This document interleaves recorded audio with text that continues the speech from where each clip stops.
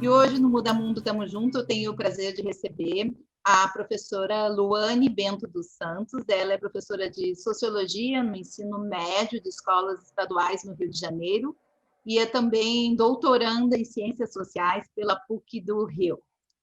Luane, prazer conversar contigo. Obrigada por ter aceitado o nosso convite, né? Falar aí direto dessa cidade maravilhosa, né? Sobre os desafios da educação, especialmente os desafios do professor, que não diferem muito, né, Luane? Eu acho, no Brasil todo. Como tem sido para a professora Luane esse momento de pandemia, de isolamento? Como é que tu tem passado? Assim, tem sido bem difícil, né? Tem sido um desafio,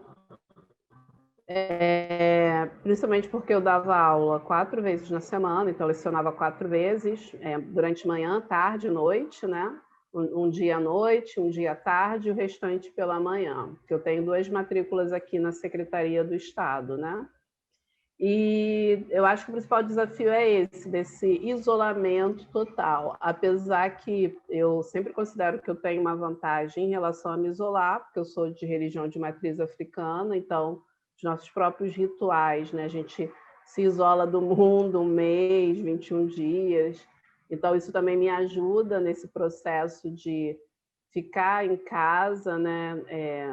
A questão da higienização também, enfim, não tomar banho toda hora, né, quando vai à rua, quando é necessário. Mas é difícil, porque também o que eu noto, fico muito preocupada com as questões de desigualdade. Muitos estudantes sem acesso à internet, muitos colegas, de fato, né, sem um acompanhamento, e aí você sabe notícias, né, de violência doméstica, colegas depressivos, né? Então, assim, eu tenho buscado inserir, né, nesses meses, né, mais de 7 meses, tentei mudar um pouco a minha prática. Então, era bem sedentária, aí adquiri uma ergométrica, pedalo, comecei a fazer alongamento, para também mover meu corpo, porque o meu corpo começou a sentir, né, só no espaço de dentro de casa. Eu moro em apartamento, então também exercitar esse corpo de alguma forma. Então, porque eu de fato, eu só desço para, quando muito necessário, ir ao mercado, numa emergência, ir buscar saúde, como já aconteceu, precisei fazer um canal durante a pandemia. Mas eu acho que é isso, né? Para a pessoa, Luane, tem sido um desafio, né? Porque tem hora que você fica um pouco agoniado de estar dentro de casa, sente falta também relativamente do trabalho, né? Assim, a gente está trabalhando home office, mas do contato humano, né? A pressão também é muito maior, você ter que lecionar online, né? É muito mais cansativo, é impressionante. Toda vez que eu vou corrigir os trabalhos, eu fico muito pensando nisso. Como eu fico cansada muito mais do que se eu tivesse ali pessoalmente, né?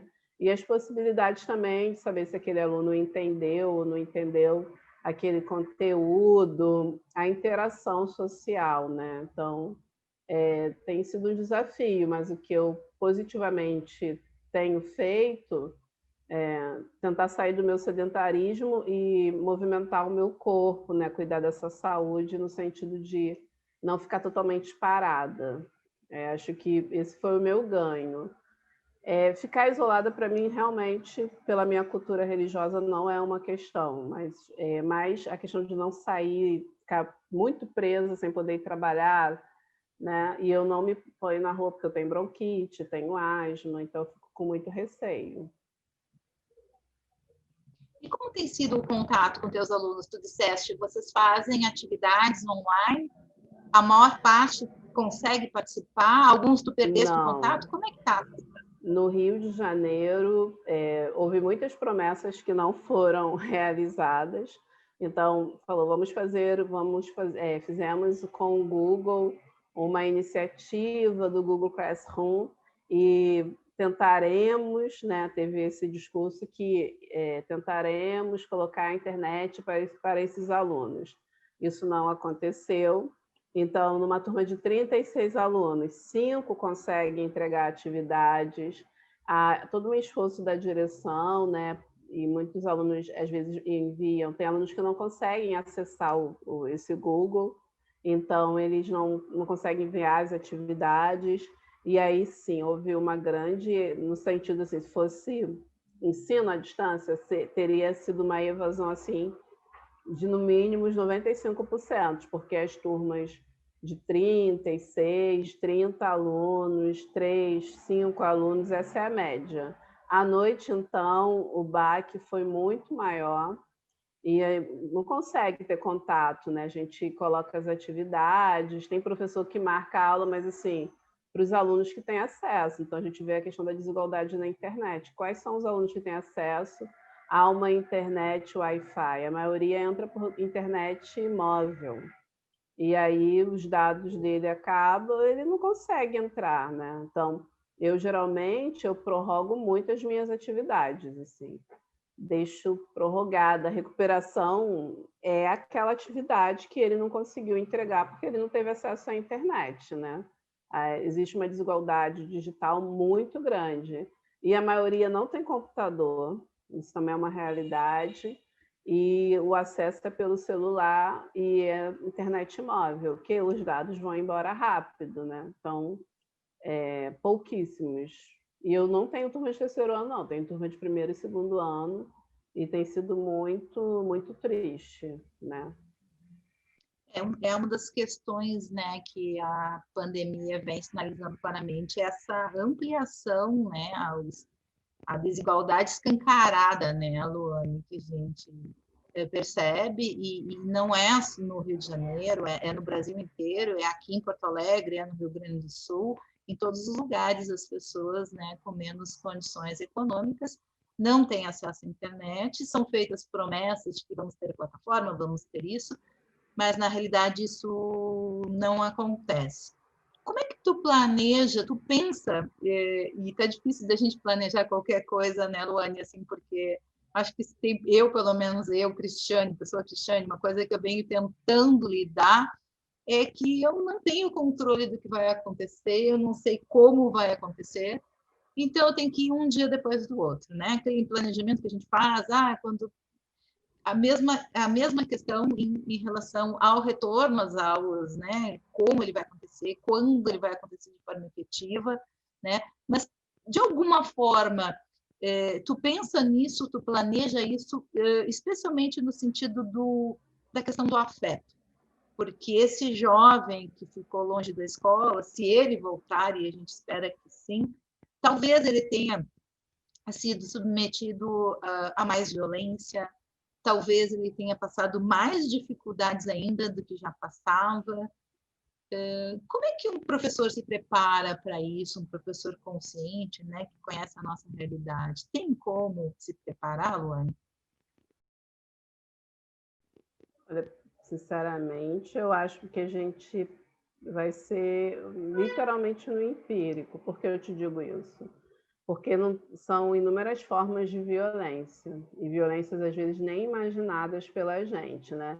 Acho que as violências que talvez rondam a nossa mente são violências domésticas, a fome, que é uma violência, né? Então, na medida que esses alunos não estão mais na escola fazendo suas refeições, o Estado aqui, as direções e o corpo administrativo faz o processo de doação de cestas básicas. Então, acho que fora a violência, que o Estado do Rio é muito violento, né? Então, essa própria violência dessa insegurança. Então, acho que eles vão vir muito marcados. E também a questão de que muitos têm famílias, né, que a gente fica vendo pela rede de professores, que perderam familiares. Então, essas dores, né, do próprio Covid. Perdeu o avô, perdeu a mãe, todo mundo ficou com Covid, mas não morreu ninguém. Mas aí a questão da precarização do trabalho, aí ficou sem renda. Então, são muitos traumas. E infelizmente, as secretarias de educação, de um modo geral, do país, querendo ver números, né? Querendo ver avaliações prontas, e não pensando na pessoa humana ali. Então, te dizer como se preparo, acho que vai ser um aprendizado a partir desse cotidiano, né?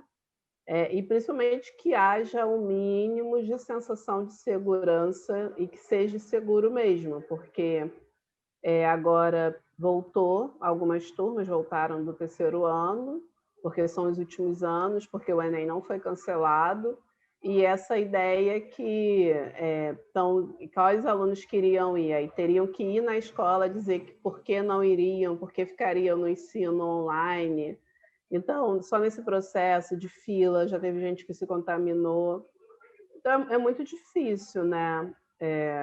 Eu tento sempre que eu deixo as mensagens lá na plataforma do Google, perguntar se estão bem, como estão, né? Mas a gente sabe que não estão bem. E, por outro lado, também tem pessoas que já desistiram do isolamento. Então, a gente também tem estudante que desistiu, que literalmente chutou o balde e está indo, né, entre aspas, viver, né? Só que às vezes fica no assintomático e contamina alguém, né, da família, que seja mais velho. Então, no que eu me preparo, eu penso que vai ser muito difícil esse retorno. Eu não acredito no retorno total, né, de todas as turmas esse ano. Minha filha está no ensino fundamental, também não acredito que a prefeitura retorne. O Estado retornou com o último ano do NEJA e o terceiro ano, né? Mas também é um retorno que muitas pessoas preferem ficar no home office pelo perigo, né? E a gente perdeu aqui muitos colegas, principalmente colegas que são diretoras, porque ficaram nesse atendimento, né? Não puderam fechar a escola totalmente. Então, sempre vem diretora da escola tal, 20 anos de magistério, faleceu, porteiros, inspetores, muitas pessoas. E alunos também, né? Porque essa ideia que o Covid, quem é jovem não se contamina, é uma grande ilusão. Alunos, 17 anos, uma lista bem grande de pessoas. Então, acho que é um retorno de um luto muito prolongado, um luto que não acabou.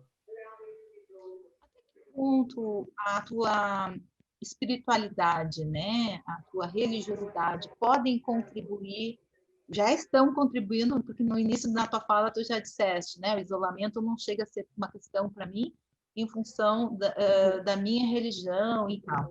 De que forma essa, daí não querendo especificar uma religião, mas assim, a espiritualidade, né, o fato de a gente ter um contato com a gente mesmo, uma conexão, ter a consciência de que existe algo maior, né? E aí todos os valores que vêm junto com isso, né? De respeito consigo mesmo, de respeito com os outros e tal. Até que ponto isso pode ajudar, Luane, ou te ajuda? Porque a gente ouvindo, assim, a gente está vivendo, mas a gente ouvindo, assim, gente, são tantos desafios, né? Assim, é tão grave o que a gente vive, e mesmo quando a gente vê essas pessoas que chutaram o balde, né? Eu vejo isso aqui em Porto Alegre também, tem gente que decretou, acabou a pandemia. E não é verdade, né? Tem gente morrendo, tem famílias que não têm condições de cumprir isolamento, que vivem no mesmo cômodo, né? Então, Deus ajuda nessa hora. Olha, eu, assim, na minha percepção, a partir da cosmogonia que eu acredito, né? Por exemplo, eu tenho alguns princípios. Para mim, ser do santo, ser de orixá não é ficar rico, não é, ai, minha vida, não vou passar por nenhuma situação difícil. Mas, para mim, a minha religiosidade me traz uma questão de equilíbrio e serenidade, né? Então, a gente tem as nossas rezas sagradas, então tem os horários sagrados, então é muito nisso, né? E pedindo que tenha possibilidade de cura, de diagnóstico, né?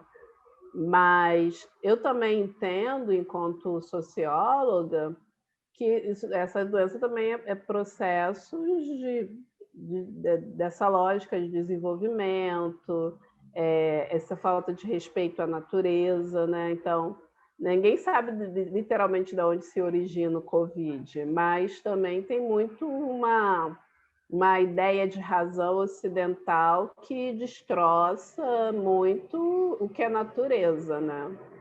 Então, assim, eu acho que as religiões elas têm que trazer isso para a pessoa, né? Tem uma sacerdotisa aqui no Rio, chamada Mãe Márcia de Oxum, filha de Mãe Menininha do Cantuá, que ela diz o seguinte: a religião é a melhor roupa que te cabe. E para mim é isso. Se ela te traz serenidade, equilíbrio, então é a melhor roupa que está te cobrindo. Então, que me faz ficar em casa, que me faz respeitar o meu corpo, que me faz entender meu corpo como sagrado. Então é isso, né? Mas de fato eu acho que o Covid ele traz desafios para pensar a própria lógica da sociedade, né? Essa ideia de razão ocidental que destroça tudo e que não parou, né? Porque essa ideia de desenvolvimento que não é nada sustentável e de destruição também. Quantas pandemias teremos mais à frente devido ao desequilíbrio ambiental, né? Existem doenças aí que estão muito, vírus que estão muito ali embreados na natureza e que pela questão do desmatamento, tudo isso acaba vindo com essa fúria, né? A gente perde proteções, barreiras protetivas naturais por conta dessa lógica de destruição, né? Essa fase do próprio capitalismo. Mas eu acho que é isso, assim, para mim me traz essa questão da serenidade, do equilíbrio, de cuidar mesmo. E para além disso, né, eu acho que também é importante, como falei da questão do exercício, o dia que eu não faço, eu fico, poxa, eu não fiz exercício, não me alonguei, não pedalei hoje, eu nem pedalo muito, pedalo 30 minutos. Terapias também, né? Cuidar dessa cabeça, né? A gente chama na tradição de Keto de Ori, cuidar desse terapia, acho que é fundamental. Tem muitas psicólogas oferecendo alguns minutos para ouvir as pessoas, então buscar essas terapias online, porque também é importante, porque as pessoas não estão também acostumadas a ficarem tanto tempo isoladas, né? Sem poder sair. Então, também buscar mecanismos de cuidar dessa cabeça, desse desafio. Acho que tem discursos muito perversos que você tem que ser muito criativo e às vezes você não... e se virar sem nada, isso não é real. Então, também ver esses grupos que se organizam para oferecer terapia, meditação online, o kit sempre, né, também. Acho que isso contribui. Luane, você está falando, e eu estou pensando que tem uma palavra, e aí me corrija se tu não concordar, que talvez sintetize um pouco o que é conexão, né? Quando tu falas na tua religião, é uma conexão interior, é uma conexão com algo maior, é uma conexão com a natureza, né? Quando a gente fala da Covid, com certeza é uma questão ambiental, é uma desconexão que a gente tem da natureza.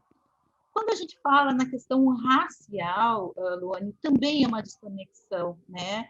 Porque a gente, quando não trata devidamente esse assunto, a gente deixa de tratar de uma questão de identidade, né? De uma questão da nossa história, que tem muitas histórias que têm que ser novamente contadas, né? Porque a história oficial, ela não corresponde, né? Infelizmente, ao que aconteceu. E existe já uma lei, acho que é 2008, se não me engano, que prevê 2003, 2008 é História e Cultura Indígena. 2003 é História e Cultura 2003. Africana e 2008 também a obrigatoriedade da História e Cultura Indígena.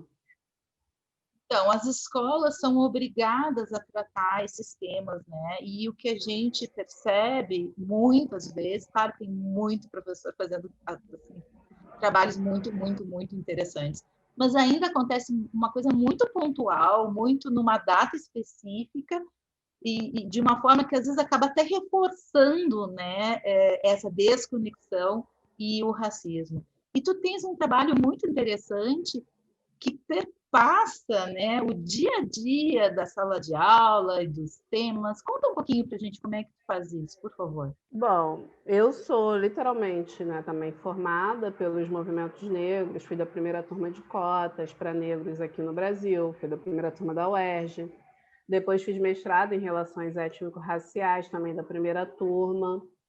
E os meus temas de pesquisa sempre casaram com a questão racial, né? Então, na graduação, eu estudei a questão, isso em 2010, muito antes de hoje discutir cabelo, já discutia. No mestrado, eu construí uma prática de inserção, né, da história e cultura africana a partir das tranças, no ensino de matemática, mostrando como fazer tranças, que também está em voga agora, você tem a presença da matemática. No meu cotidiano, enquanto docente de sociologia, eu tenho no meu currículo, que eu tenho muitas críticas, porque a gente aqui no Rio tem um currículo mínimo, né? Então, o que você tem que dar minimamente em cada ano, no primeiro, no segundo e no terceiro ano, porque aqui no Rio são nos 3 anos que a gente tem a sociologia. E 2 tempos, depois de muita luta política, muita mobilização. Eu faço literalmente, né, todo um processo de reatualizar esse currículo. Por quê? Porque não dá conta. Então, às vezes, quando vai discutir o Estado, o que é político, o que é Estado, não se fala de nenhum intelectual negro, nenhum pensador negro como Abdias Nascimento, que pensou o quilombismo, como Lélia Gonzalez, como Guerreiro Ramos. Então, eu vou inserindo sempre no meu currículo trabalhos que insiram a lei, né, apliquem a Lei 10.639, de História e Cultura Africana, de 2003. E aí, como é que eu faço isso? Eu dou movimentos sociais, eu peço para os estudantes estudarem mulheres negras indígenas e negras e indígenas, participação política. Dou trabalho sobre cotas, né? Por que tem que ter cotas? Quais países adotaram cotas? Aí dou um texto, ação afirmativa.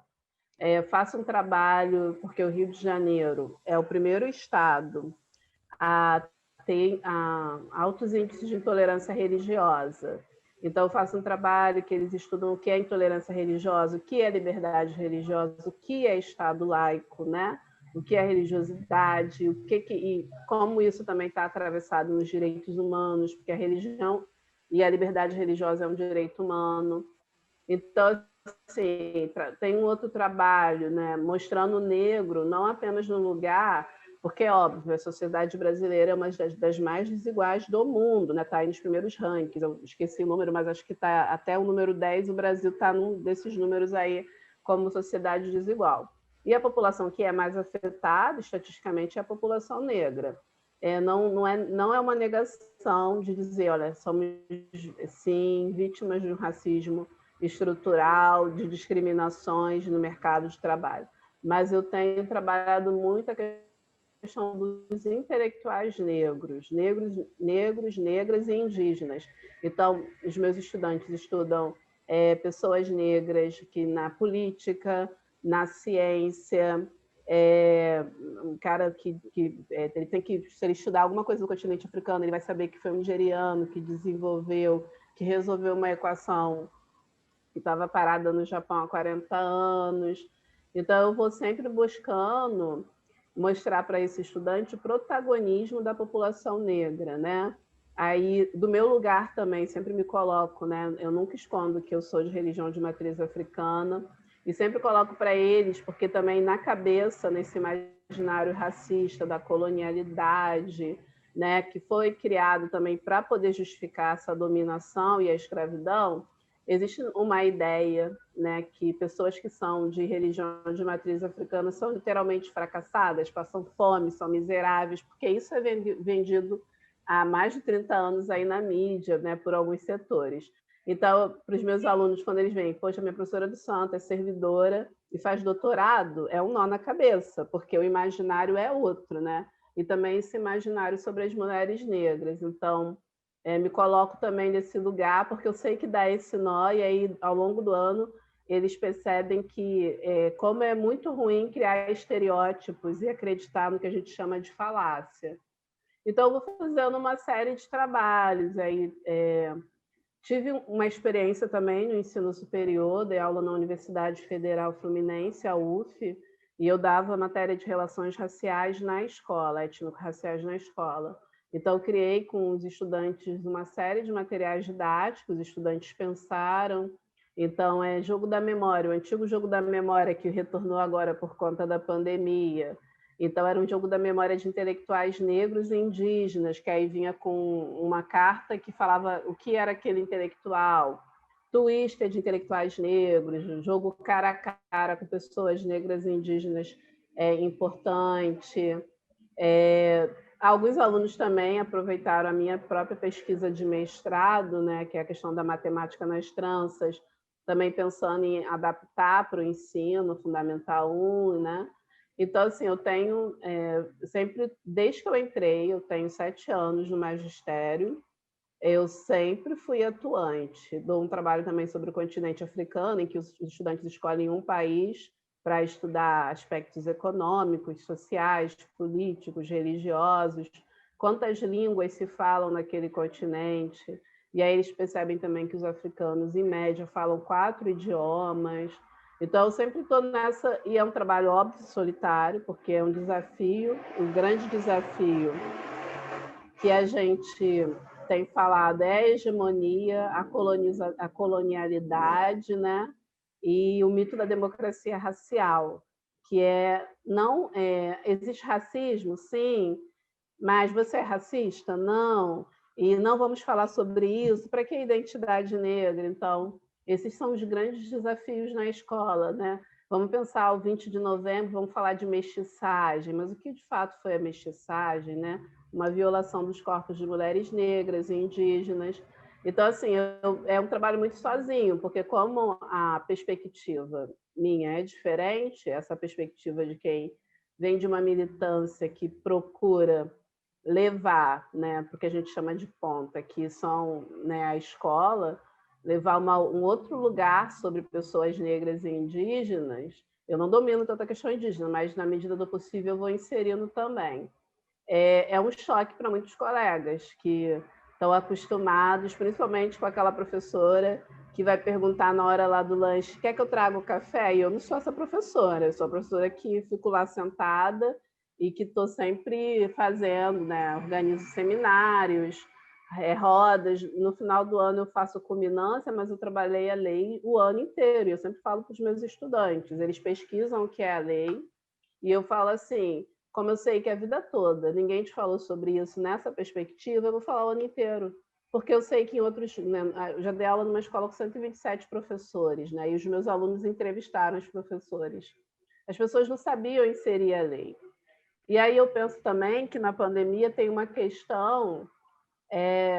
eu sei que está difícil para todo mundo, mas a gente tem lives abertas, tem curso de extensão, material em PDF, então também não basta querer botar ali o selo antirracista, hashtag antirracista, tem que estudar, precisa ler, precisa um mínimo, né, para a gente dizer que vive numa democracia. E isso aí tem teóricos antigos na educação, o Michael Apple vai dizer, não existe democracia em que uma minoria está vulnerabilizada, discriminada e sem direitos. Então, o grande papel da educação é contribuir para a democracia, né?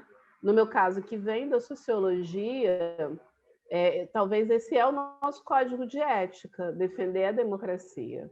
E aí, como é que você defende a democracia se a sociedade é extremamente racista e você não move uma palha nem no seu cotidiano ali, no seu currículo, e o currículo é político, porque você seleciona o que você vai dar mais ênfase. Então, as pessoas precisam literalmente entender que democracia é construída e que, para que haja democracia, é preciso que haja essa representação e esse olhar, né, sobre os direitos das pessoas negras, indígenas, ciganas, enfim. Mas principalmente a população negra, somos 54%. E quais locais de poder estamos, né? A gente ainda está aí discutindo, achando que é absurdo ter cotas numa grande empresa para trainee, mas a gente quer muito mais. Mas para ter esse muito mais, precisa dessa formação também, precisa falar na escola, precisa na aula de matemática falar de como os africanos dominam a matemática, né? Falar que química é o conhecimento que a sua avó tem quando faz um chá, aquilo também é conhecimento químico. Então, eu tenho feito, assim, né? Tenho esses 7 anos, mas sempre pensando, escrevo também algumas coisas sobre o que eu dou, né? Eu também sou uma professora que eu não saio do meu lugar de produtora de conhecimento no sentido de mostrar quais conhecimentos que eu produzo dentro da escola. Então, sempre que possível, eu escrevo trabalhos para congressos, resumos, né, dessas ideias que eu tenho, até para inspirar colegas na minha própria área, que é a sociologia, né, de como trabalhar a questão racial, para além de dizer que existe racismo e discriminação. Né? Então, como trabalhar a lei. Então, eu também tenho pensado.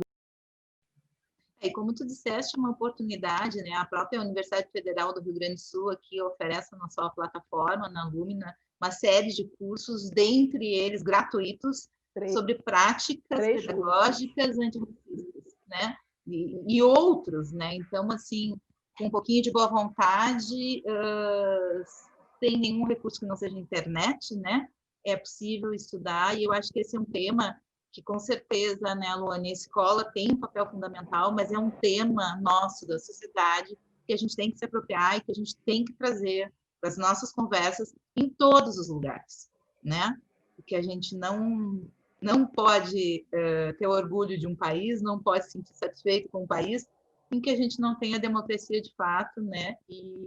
E oportunidade igual para todos. E a gente tem que batalhar muito. Estamos, infelizmente, muito longe disso. Luane, o teu trabalho é tão lindo, assim, que resultados tu já colhes, assim, em relação aos teus alunos? O que tu percebe que, bom, esse ano, essa imersão que eu propus nas minhas aulas de sociologia, deu esse resultado? O que tu já colheu, assim, que alegrou teu coração, que te reforçou a tua convicção de que o caminho é esse e de que isso, sim, faz a diferença? Olha, é muito interessante, porque desde que eu entrei no magistério, eu nunca literalmente recuei, não, né? Eu sempre vou falar da questão racial, entendendo a escola como um espaço também de disputa discursiva, né? Em tempos que as pessoas acreditam que a Terra não é uma esfera, até tem que cuidado com a palavra. Mas por exemplo, trabalho intelectuais negros, né? Eu formulei em 2015, quando algumas colegas lembraram que existia negro no Brasil, e depois de eu estar fazendo trabalho desde 2013, eu vou fazer uma mesa e eu quero que você fale sobre racismo. E a minha pesquisa é sobre matemática, a presença da matemática nas tranças. Aí eu olhei e falei, não quero não. Já fiquei meio irritada, porque assim, o silenciamento o ano inteiro. E aí eu fiz esse trabalho. Esse trabalho, para mim, eu fiz nas 3 turmas que eu tinha de terceiro ano. 3 turmas nessa escola que eu atuava. Eu atuava em 2 escolas, mas tinha uma que tinha formação de professores. Eu ficava com a formação de professores primeiros anos, 3 turmas de primeiro ano e 3 turmas de ensino médio regular de terceiro.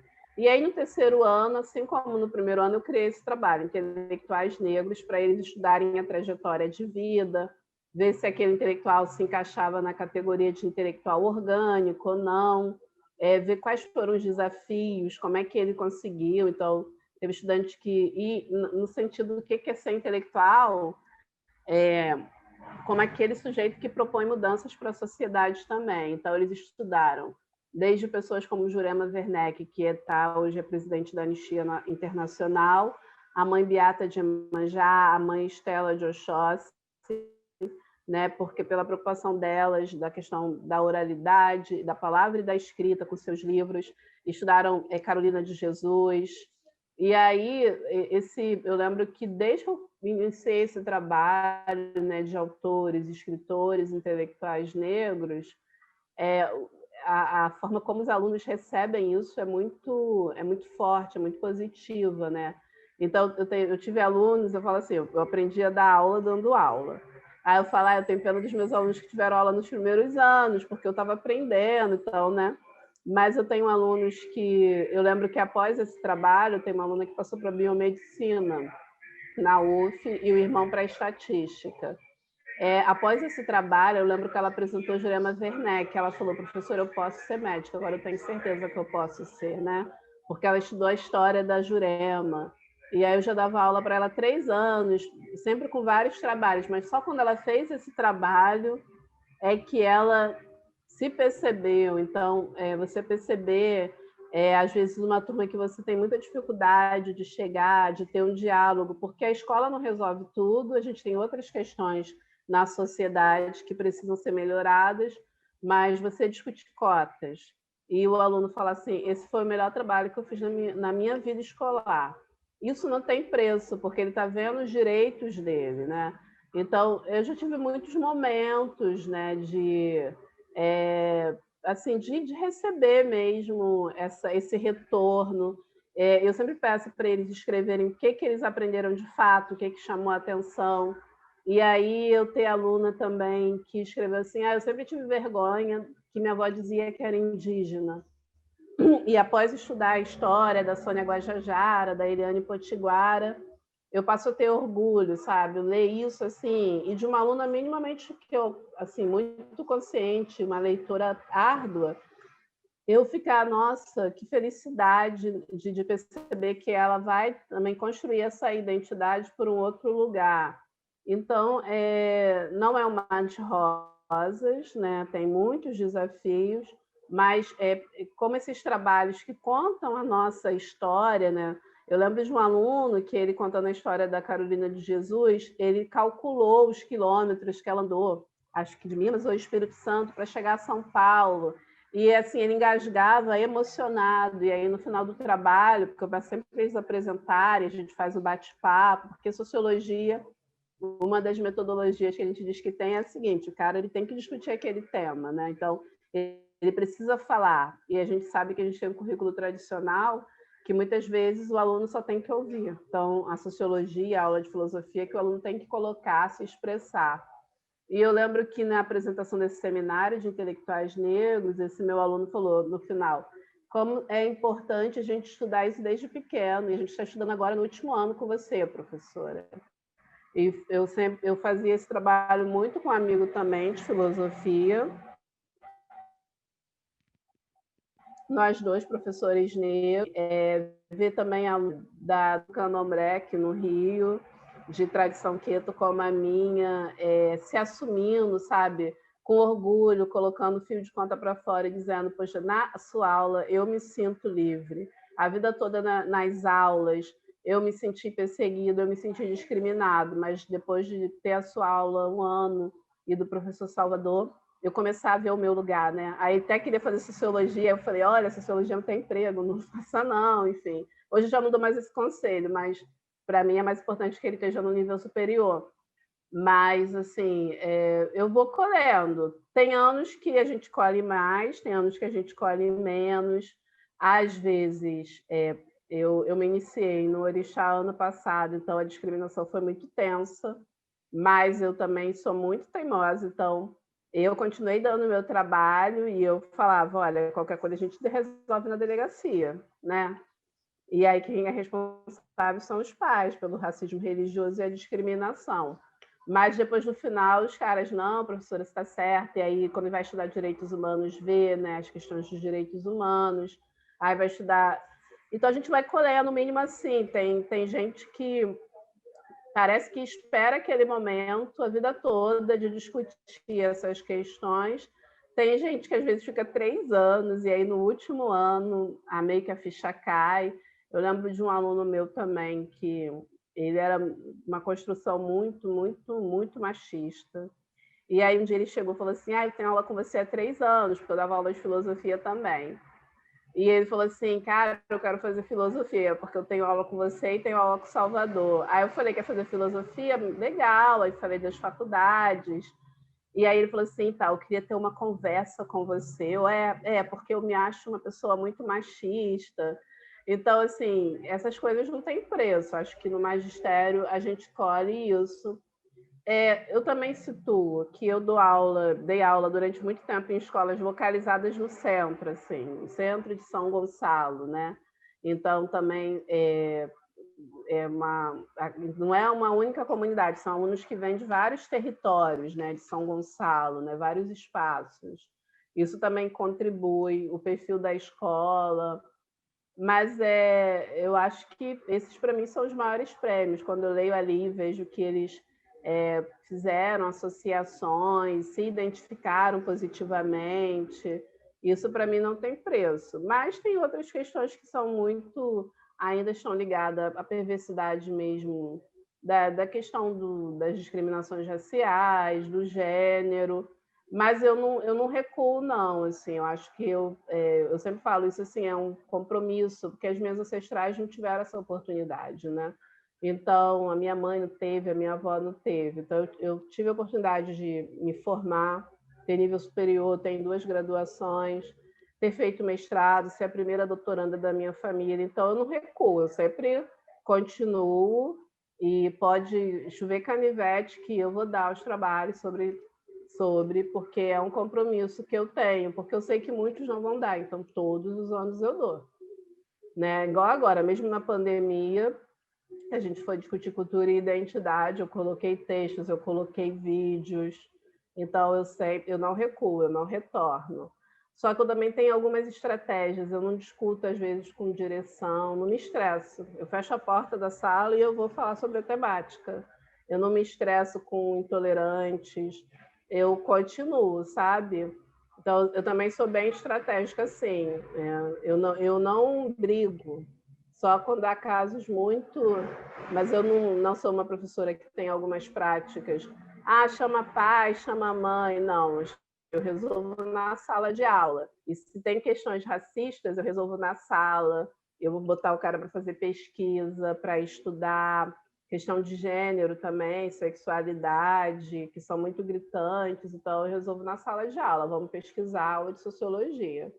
E consigo, né? Consigo. Óbvio que não é uma maravilha, mas já tive muito, muito mesmo esse retorno. Tenho alunos que são meus amigos até hoje, alunos que eu dei aula na escola, depois eu encontrei na graduação, aluna de EJA, fazendo pedagogia, e aí eu falei, não, olha, meu último semestre aqui como professora substituta, e aí fez aula, até hoje é minha amiga.